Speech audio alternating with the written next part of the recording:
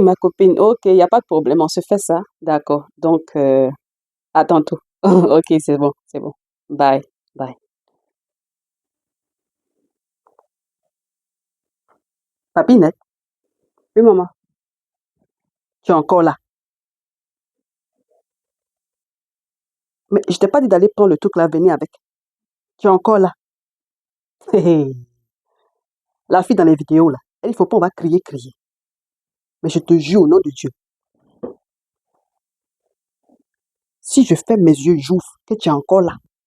Papinette, tu vas pas te reconnaître. Mhm. Parent, tu te reconnais dedans?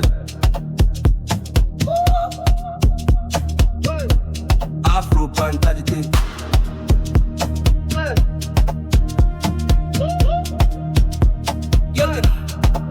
Nous vous prions de noter que le contenu de cette vidéo est strictement à titre informatif. Alors, si vous avez besoin d'aide pour éduquer vos enfants, s'il vous plaît, adressez-vous aux personnes appropriées. Merci. Bonjour et bienvenue sur la chaîne Afro-Parentalité. C'est une chaîne où l'on parle des défis de la parentalité afin de partager des astuces, des expériences, des informations pour nous aider à grandir en tant que communauté de parents. Alors, aujourd'hui, nous allons aborder un nouveau thème et notre thème d'aujourd'hui s'intitule « Comment donner des instructions à son enfant ?» Il y a bien des parents qui sont frustrés de voir que les instructions, les consignes qu'ils donnent à leurs enfants ne sont pas respectées. Et bien souvent, ils pensent que c'est une forme de rébellion ou une forme d'opposition à eux en tant que parents. Ça peut être le cas, mais il y a également les situations où l'enfant, des fois, ne comprend pas très bien ce qu'on attend de lui. Donc, ça relève ici plus d'un problème de communication qu'autre chose. Et c'est de ça que nous allons parler dans cet épisode. Alors, si vous voulez apprendre quelque chose, restez jusqu'à la fin de la vidéo. C'est parti. Alors, quand on parle de problème de communication, on fait référence au fait que des fois, les instructions qui sont véhiculées à l'enfant ne sont pas comprises ou que l'enfant n'a tout simplement pas entendu. D'accord? Donc, vous allez vous rendre compte que des fois, lorsque les parents vont demander à leurs enfants de faire quelque chose, des fois, le parent est dans une pièce et l'enfant est dans l'autre pièce et il crie « Oh, fais ça pour moi !» OK? Ou des fois, l'enfant est occupé en train de regarder son téléphone ou regarder des cartoons pour un enfant en bas âge et le parent va lui dire « Oh, va mettre tes chaussures ici ou va faire ci, va déposer ça à la cuisine. » Et l'enfant ne suit pas l'instruction. Et des fois, les parents sont frustrés et disent « Mais ça fait 5 minutes que je t'ai dit de faire ça, tu es encore là et tout ça. » Voilà. Donc aujourd'hui, nous allons adresser cette situation-là et essayer de discuter sur le fait de comment donner des instructions de manière efficace pour que nos enfants donc comprennent ce qu'on attend d'eux et pour qu'ils puissent aussi suivre les instructions qui leur sont données pour que le père et la mère, tu arrêtes de crier un peu. Juste avant de continuer, nous aimerions mentionner que toutes les techniques qui sont partagées sur cette chaîne demandent beaucoup de patience, de persévérance, si vous voulez voir des résultats à long terme. Et nous savons que ce n'est pas facile parce que nous sommes tiraillés de toutes parts, beaucoup de responsabilités, beaucoup d'obligations. Des fois, on n'a pas la force mentale ou physique ou même émotionnelle d'être patient avec nos enfants. Mais sur le long terme, vous allez voir que ça va vous apporter beaucoup de satisfaction de voir que vous n'avez plus besoin de passer votre temps à crier pour tout et pour rien. Vous n'êtes plus submergé par l'émotion. Vous n'êtes plus toujours sur le qui-vive quand il s'agit de vos enfants. Vous n'êtes plus aussi irritable qu'auparavant. Donc, parents, c'est un bon investissement et nous vous encourageons à le faire. De la patience, de la persévérance et vous allez voir les résultats sur le long terme. Aussi, il faut comprendre que des fois, les techniques que nous partageons sur cette chaîne peuvent ne pas fonctionner. Pourquoi? Parce que le parent, tout simplement, est fatigué, donc il n'a pas la même patience qu'il pourrait avoir lorsqu'il n'est pas fatigué. Ça peut arriver que, bon, l'enfant aussi soit fatigué, donc il est un peu plus irritable. Donc, vous allez vous rendre compte que par moment, ça fonctionne et des fois, ça peut arriver que ça ne fonctionne pas. OK? Alors, c'est pas parce que ça n'a pas fonctionné quelquefois que les techniques ne fonctionnent pas. Ce sont des techniques, comme on le dit, qui prennent du temps, mais sur le long terme, vous allez voir des résultats. Donc, sur le long terme, c'est quoi? Je vous dirais 2 mois, 3 mois, mais là encore, ça dépend. Parce qu'il y a des enfants qui comprennent très vite, vous comprenez? Et il y a des enfants pour qui ça prend un peu plus de temps. Donc, peut-être que vous allez essayer avec Papinou, ça va vous prendre 1 mois et vous allez commencer à voir des changements. Mais avec Papinette, ça va être un peu plus long, vous allez devoir attendre peut-être 2 ou 3 mois. OK? Donc, ce n'est pas des techniques que nous avons inventées. Comme nous l'avons dit dans l'épisode 1, ce sont des informations que nous avons nous-mêmes reçues de parents qui ont appliqué ces techniques et ça fonctionne, ça marche. OK? Donc, ce n'est pas des choses qu'on invente ici juste pour faire une chaîne YouTube. Non, ce sont des techniques qui sont éprouvées, qui fonctionnent. Et comme on le dit, ça prend de la patience, de la persévérance. Donc, parents, attache bien ta ceinture. Mais sur le long terme, tu vas avoir des fruits et ça va t'encourager à continuer. Donc, juste ça comme précision pour dire que c'est pas forcément des choses pour lesquelles vous allez voir des changements tout de suite, mais au fur et à mesure, vous allez vous rendre compte que ça fonctionne. Et s'il vous plaît, les parents, OK, n'essayez pas 2 fois et après, vous allez dire que ça marche pas. Okay? Parce qu'il y a des gens, vous allez leur dire, il faut essayer plusieurs fois. Ils vont dire, oh, j'ai essayé plusieurs fois, ça marche pas. Maintenant, quand vous leur demandez, mais plusieurs fois, là, c'est combien de fois tu as essayé? Ils veulent pas répondre. Parce qu'au fond, en fait, ils ont essayé juste 2 fois. Ça n'a pas marché, ils disent, ça marche pas. Pardon, il faut essayer plus que 2 fois. Tu vas voir que avec le temps, ça va marcher. Bref, on continue. Donc, la première chose à faire quand vous voulez donner des instructions à vos enfants, nous vous suggérons fortement de vous assurer que vous avez l'attention de l'enfant. Et l'une des façons de s'assurer qu'on a l'attention de l'enfant, c'est d'établir un contact visuel. Vous savez, un peu comme on fait quand on traverse la route. On nous suggère fortement de s'assurer que le conducteur qui est en train de venir nous a vus. On établit le contact visuel, d'accord? Donc, si vous voulez donner un conseil ou une instruction, une consigne à vos enfants, assurez-vous que vous avez leur attention. Et l'une des manières de vérifier qu'on a l'attention de l'enfant, c'est d'établir le contact visuel. Donc, quand vous parlez à l'enfant, c'est mieux de ne pas être, par exemple, dans 2 pièces différentes et de donner l'instruction en criant « Oh, mais va faire ça pour moi ». C'est sûr que des fois, on n'a pas le choix parce qu'on est occupé à faire quelque chose, on n'a pas vraiment envie de se déplacer. À ce moment-là, on peut appeler l'enfant pour que l'enfant se rapproche de nous et établir le contact visuel. Ça, c'est dans le meilleur des mondes. Sinon, bon, si vous ne pouvez pas parce que vous êtes occupé, l'enfant est ailleurs, on peut fonctionner comme ça. Mais pour avoir des résultats plus efficaces, c'est mieux d'avoir l'attention de l'enfant. Et l'une des façons d'être sûr qu'on a son attention, c'est d'établir le contact visuel. Donc, si vous pouvez vous mettre, dans le cas des enfants en bas âge, si vous pouvez vous mettre même au même niveau que l'enfant, c'est-à-dire vous accroupir quand vous lui donnez l'instruction, c'est encore mieux. Pourquoi? Parce que vous savez, les enfants ont leur capacité d'attention est très limitée. Comprenez? Ils sont facilement distraits par beaucoup de choses, les enfants. Et même les enfants qui sont plus grands, disons des adolescents, aujourd'hui, avec tout ce qui est technologie, réseaux sociaux, on sait que ça affecte beaucoup la capacité d'attention de nos jeunes. Donc, même pour des enfants plus âgés comme des adolescents, ça peut être même difficile pour eux de pouvoir se concentrer ou de pouvoir prêter attention quand on leur parle. Donc, si vous pouvez vous mettre au niveau de la personne, donc de l'enfant, quand vous lui parlez, c'est encore mieux. Sinon, juste vous assurer que vous avez son attention. Et je sais aussi qu'il y a des cultures pour lesquelles lorsque les aînés nous parlent, on ne regarde pas dans les yeux. OK? Si c'est votre culture et que pour vous, c'est un signe ou c'est comme si l'enfant vous manquait de respect s'il vous regarde dans les yeux quand vous lui donnez la consigne, c'est pas grave, l'enfant va devoir baisser les yeux, mais assurez-vous toujours que vous avez son attention. Donc, première chose, quand on veut donner l'instruction à l'enfant, s'assurer qu'on a son attention. Comment on sait qu'on a son attention? Établir le contact visuel si c'est possible. Si c'est pas possible, juste veiller à ce que l'enfant vous écoute quand vous lui donnez l'instruction. J'aimerais aussi ajouter que pour les enfants en bas âge, donc disons 4 ans, en tout cas les enfants en bas âge, c'est toujours mieux de ne pas donner plusieurs instructions à la fois. D'accord? Donc si vous voulez, disons que vous voulez que l'enfant aille faire pipi, se lave les mains, donnez-lui une instruction à la fois. Dites-lui d'abord, va aux toilettes.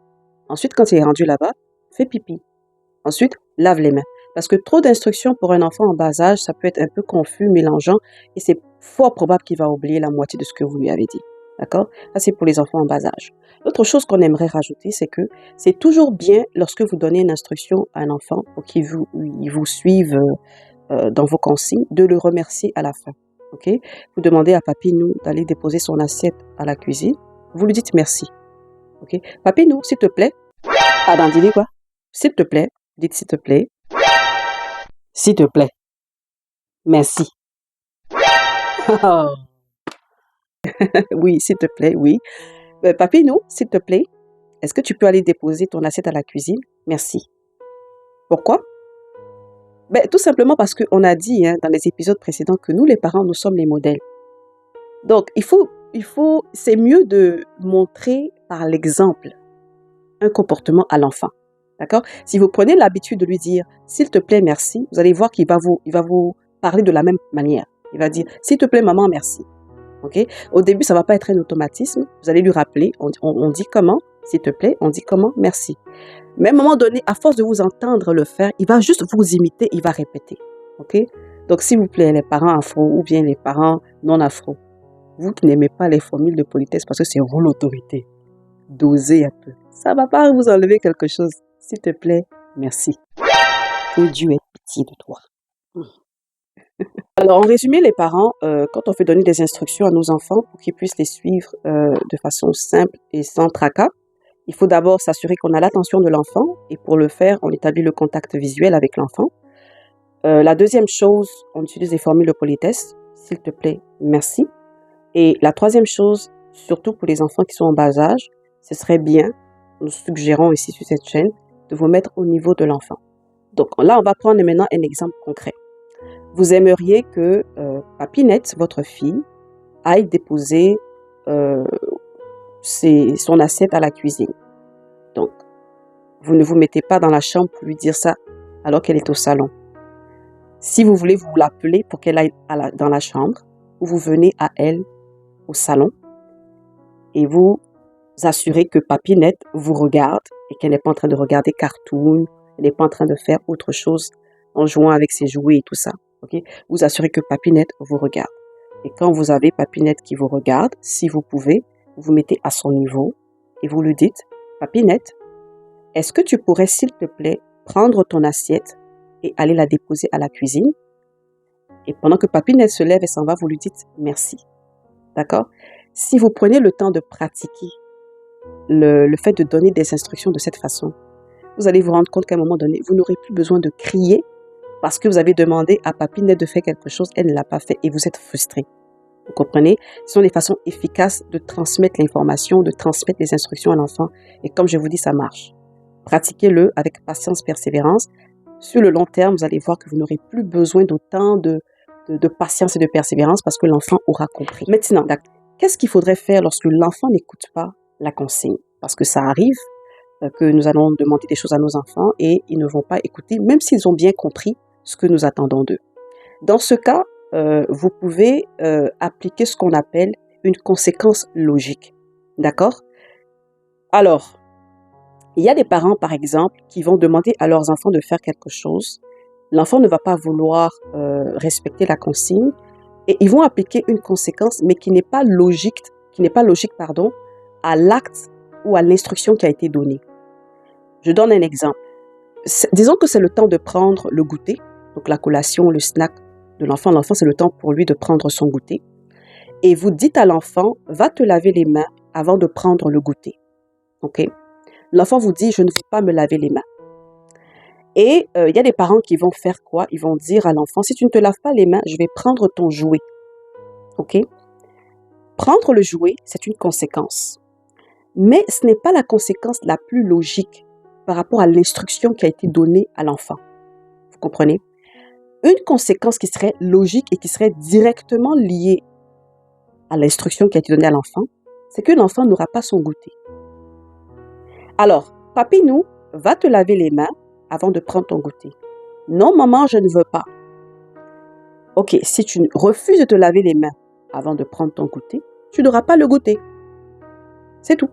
Donc, tant que Papinou ne va pas se laver les mains, il n'aura pas son goûter. Ça, c'est la conséquence logique à l'instruction qui a été donnée et pour laquelle l'enfant a refusé de suivre ou il a refusé d'obéir. Vous comprenez? Donc, c'est toujours mieux d'appliquer la conséquence la plus logique possible dans le cas donné. Maintenant, ça peut arriver aussi que parce qu'on est pressé, parce qu'on n'a pas le temps de gérer la crise de l'enfant qui refuse de suivre les instructions, on veut aller au plus vite. Donc, disons que là, vous êtes pressé, vous devez partir au travail, vous demandez à l'enfant d'aller prendre son bain parce qu'il faut partir bientôt. L'enfant ne veut pas écouter ce que vous lui dites. À ce moment-là, c'est un peu difficile d'avoir la patience vous comprenez? D'accord. Donc, à ce moment-là, vous ne pouvez pas laisser l'enfant partir, par exemple, un enfant en bas âge, ok? Il a fait pipi dans sa culotte, il ne peut pas partir à l'école comme ça. Vous lui dites, viens, on va prendre le bain. Là, il rechigne, il ne veut pas vous suivre et tout ça. Dans ce cas-là, vous pouvez lui donner le choix. Vous pouvez lui dire, si tu ne viens pas toi-même prendre le bain, je vais devoir aller te chercher. Alors, je te laisse choisir. Soit tu viens, je te donne le bain, ou je viens te chercher. Généralement, il rechigne, ah, je ne veux pas prendre le bain. À ce moment-là, allez tranquillement lui prendre la main et vous l'accompagnez dans la salle de bain, vous lui donnez le bain et vous l'habillez. Mais c'est dans quelle partie on botte et puis on gifle là? C'est où ça?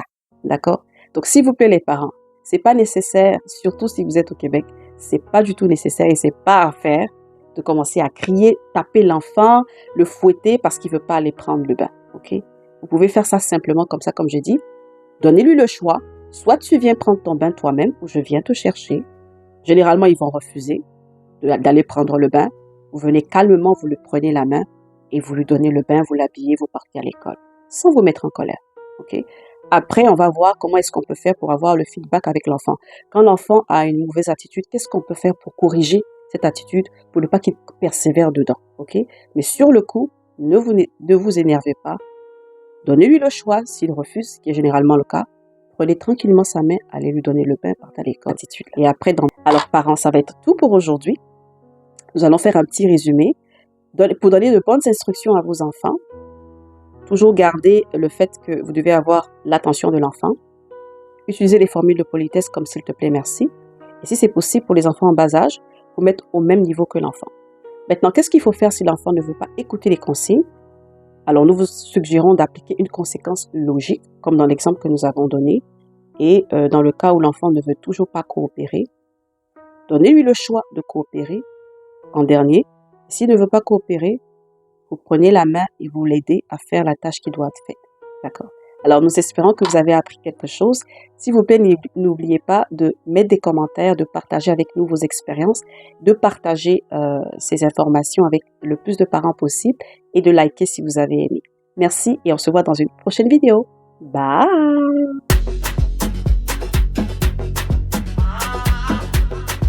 Abro para darle